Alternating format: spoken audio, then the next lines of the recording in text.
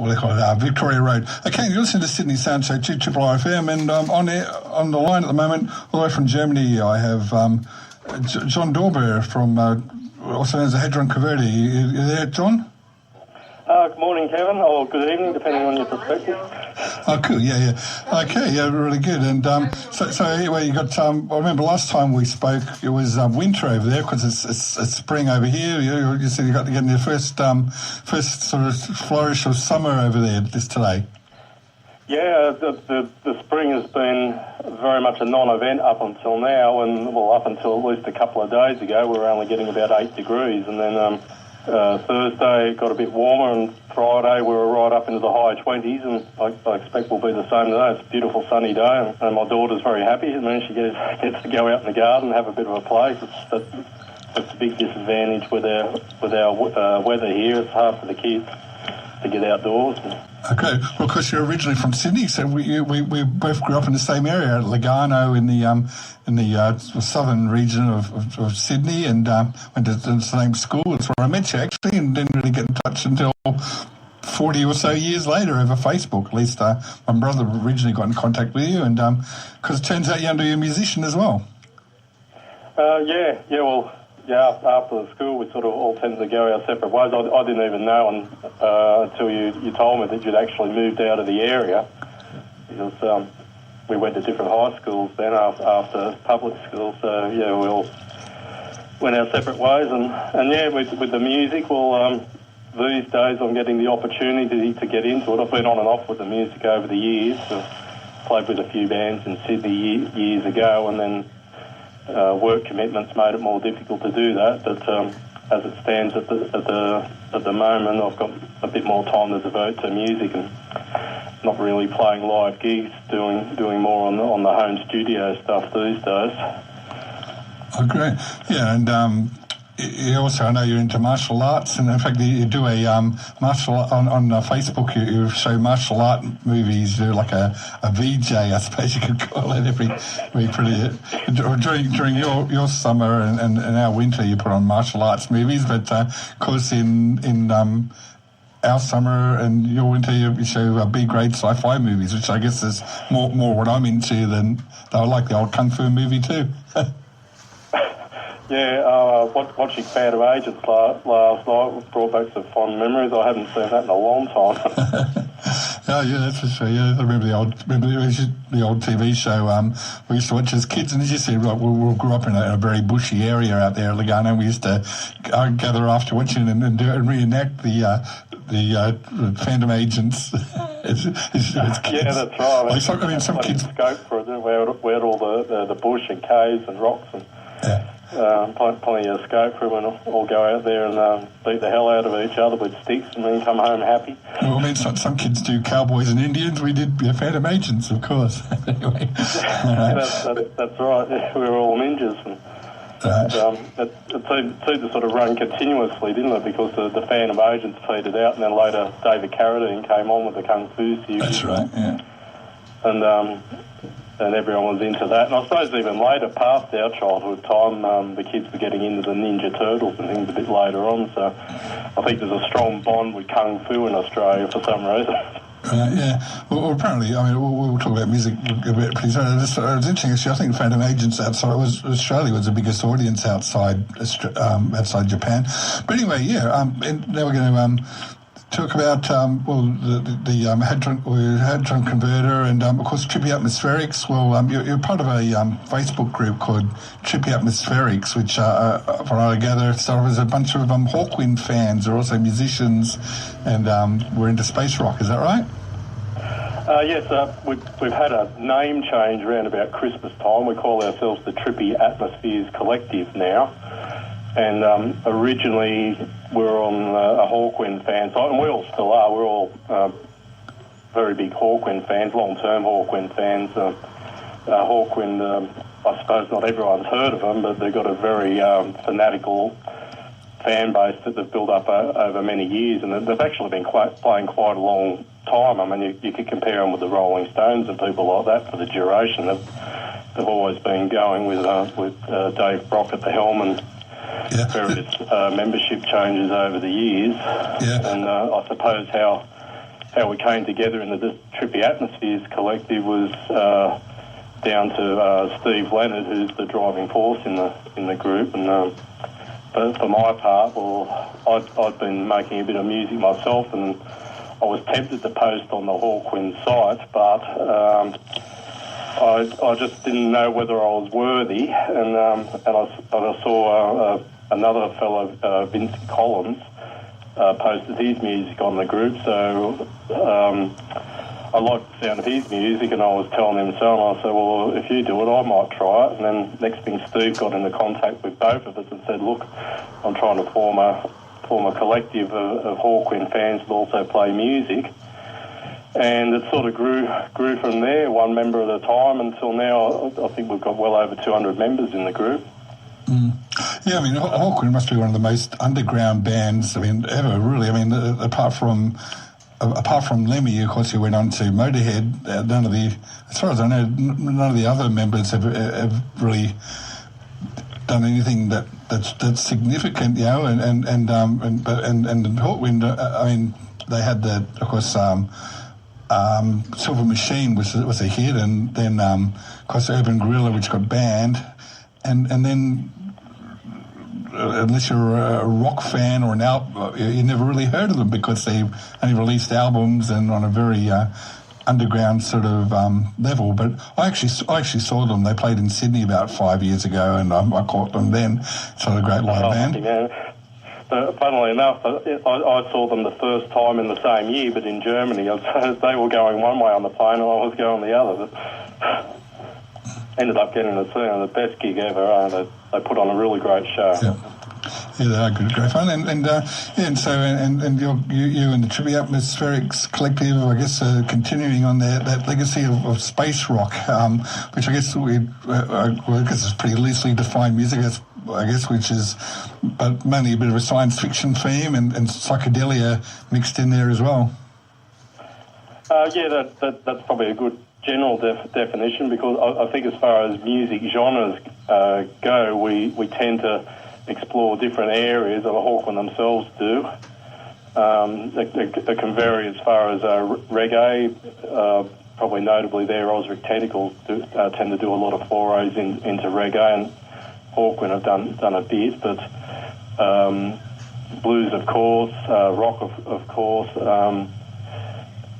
sometimes jazz. One of the I suppose controversial amongst Hawkwind fans albums is Astounding Sounds, Amazing Music. It's one of those ones that you either love or hate, and they digress fairly heavily into jazz with that one. I think that's one that you need to grow into. But yeah, we do tend to go into a lot of different genres, but basically the overall theme is we're looking for often, if not usually, science fiction themes, but also the type of music that can actually sit there and think to, and music involved with mind expansion. Well, that's what we hope, you know. We're trying to get our trips from the music rather than the drugs. Right. It's a lot cheaper, and you can do it the next day. Sure, yeah. And of course you have a bit of a multimedia element too, of course, with the videos of the songs, which are always pretty trippy. I know your mate Strayhawk is sort of involved with doing that. Yeah, well, Strayhawk and I have a pretty close partnership as far as that goes. Again, I noticed his videos on the Hawkwind side a long time ago, and it's good that he's been doing them, because over the years Hawkwind themselves haven't really concentrated very heavily on doing videos, and Strayhawk loves the music. He's a long-term fan, knows a few of the group members, and he has got a knack of really being able to portray what you want to portray in the music with his videos, and for me that's very important, that you don't have to explain anything to him. He understands, he gets it, and he makes some very nice videos, very sensitive and also very trippy. And Trippy Atmospheres Collective, you're also an international type thing. I know you're over there in Germany. I know you got Sandy and his chemical assistants over in Scotland, and And you said we've got many Australians involved with Trippy Atmospherics? Yeah, we don't have many Australians, but well, there's another fellow, Moondukas, who's down in Melbourne, I believe, and he's contributing as well now. He tends to do some very, very good stuff, sometimes with visual. I wish he'd do more visual, actually, because when he does do something visual, it's pretty spectacular. And apart from Australia, of course, we've got people in America, Brazil, Spain. We've got Dave Robertson over in Spain, put some things on. So it's spreading. It's Northern Europe as well, Holland. We've got members in Holland, Sweden, Serbia. Getting to be all over. It just keeps growing. It's not a dramatic rise, but it's just slowly and steadily we're sort of linking the space rockers around the world together. Excellent. All right. And get funding for a Starship one day. Cool. All right. And how do people who want to access the Trippy Atmospherics have a listen? They do it obviously over Facebook. Do you want to tell people how they can access the Trippy Atmospherics site and maybe even get involved? Yeah, well, I think it'll be pretty easy with a Facebook search. If they look for Trippy Atmospheres Collective, they'll be able to go right there. And generally our posts aren't marked private. We're a pretty laissez-faire sort of group, so I'm not certain, but I think they might be able to post on the group anyway, and certainly anyone's welcome to join if they're into it. And we do try to promote each other's music, listen to each other's music, and we're also right into the idea of doing collaborations with each other, and there's always something new going on there. Steve's got lots of ideas with those things, trying to get collaborations together, and that can be quite interesting too. I personally like doing the collaborations. I've done a few, and what I like about those is that I think one of the big difficulties with being a musician is not just sounding too much like your major influences, but sounding too much like yourself. And doing collaborations with other musicians gives you a different flavour to your own music, and you learn from the experience. And anybody can access from Facebook the videos and the MP3s and stuff, can't they? Of you? Yes. There's a lot of different medias being used. I'm recently starting to do things on Spotify. I've done things on SoundCloud and YouTube. That applies to the others as well. And there's Mixcloud and a whole pile of formats that people are posting to. But they're all generally just available with a click on the link, and you'll go there. Because we all want people to hear our music, of course. So. All right. Okay. Now, how about we talk about the recording we're going to play? There's Grissom's Fiery Pyre. That's your latest song and video that's you've posted up on Spotify and stuff. Do you want to tell us a little bit about the story behind that? Yeah, well, as far as the inspiration goes, I actually got the inspiration while I was in the shower. I tend to get my inspiration there sometimes these days. I've got a young daughter, and it tends to be the only place where I get the quiet to think. And I just sort of thought, I was thinking about the right stuff, and the movie, The Right Stuff, because if you're, as you said, in the winter I tend to show sci-fi movies, and I actually showed part of the big mini-series by James Michener, just called Space, and that was about the very beginnings of the space program. And that got me thinking about the space program, and the episode I saw was basically the end of World War II, when they were bringing German scientists out of Germany to America to start a rocket program, and it didn't get as far as the first test with Mercury and Gemini and so forth. But it just reminded me of the fact and about Virgil Grissom, because everyone's forgotten about Virgil Grissom, which I think is terrible, because he would have been the first man on the moon if he hadn't have died in a fire in Apollo 1. they were doing a pre-launch test before the actual launch, and 27th of January 1967, there was a stray spark, and for whatever reason, they were running 100% oxygen atmosphere in the capsules at that time, and it only took that one spark, and the whole show went up in a fiery mess in literally a second. And Virgil Grissom was killed along with his two fellows, I think Young and Stone were the two others that were with him. And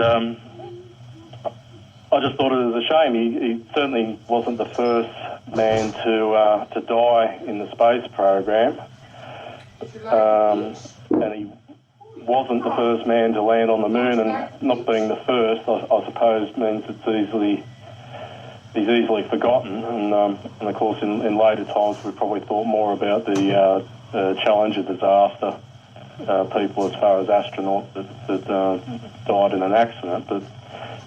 Grissom was very crucial in the early days of the space program, and I just think it's a shame that he was forgotten. So I decided to write a song just commemorating what he did, and also commemorating the fact that back in those days of the 60s, when you look at the technology that they were using compared to today, they really were playing with stone axes, and they were attempting to do something just out of this world, literally, to go to the moon. And they took a type of pioneering spirit, which I think today we don't necessarily have. We have the technology, but we don't necessarily have the heart to take those risks and say, well, I don't know if I'm going to survive this, but it's worthwhile doing, and I'm going to try. And especially in the case of Virgil Grissom, he had already survived the previous accident where he almost drowned, and I think some people might remember that, where the capsule sunk after splashed down in the Pacific Ocean, and it just suddenly flooded and went down, and Grissom's spacesuit flooded as well, and he nearly drowned because it took a while for the helicopters to get to him.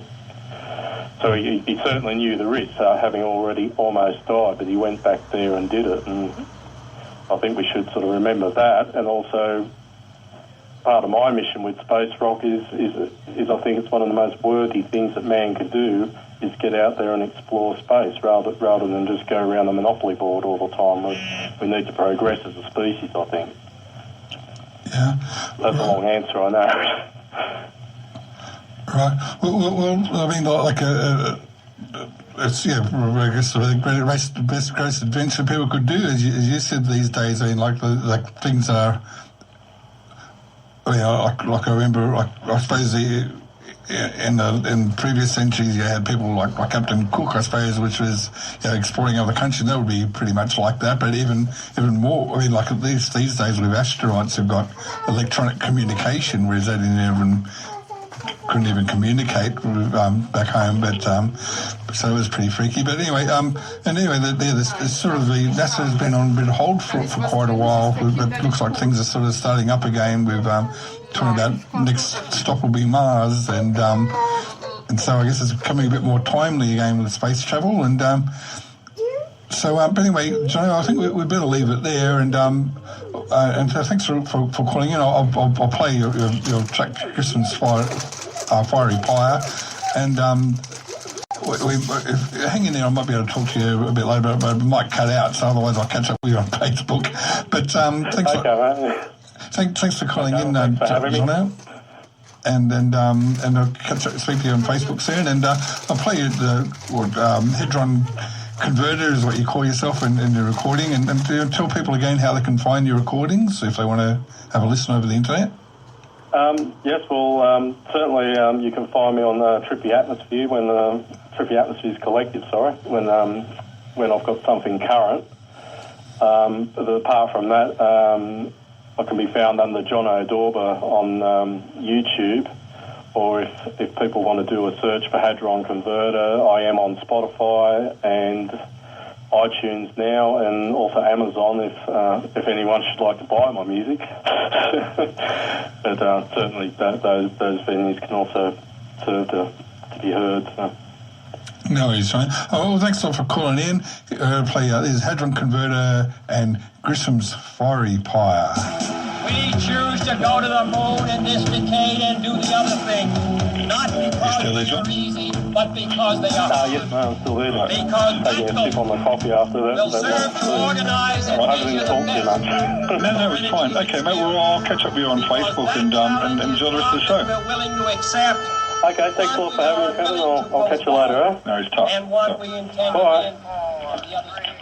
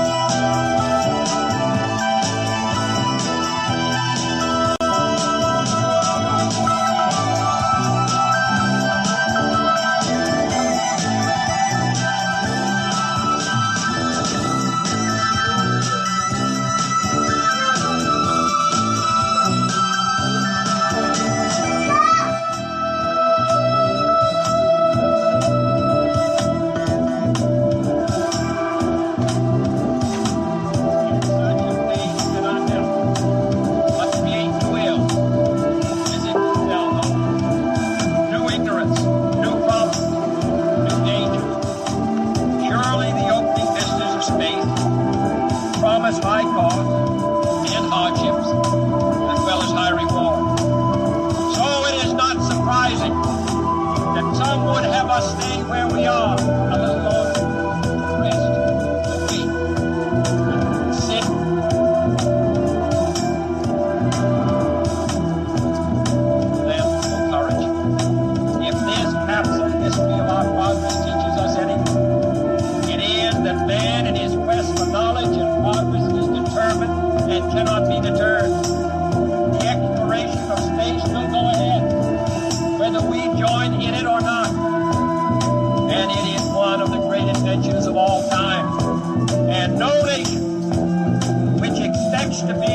creator of other nature.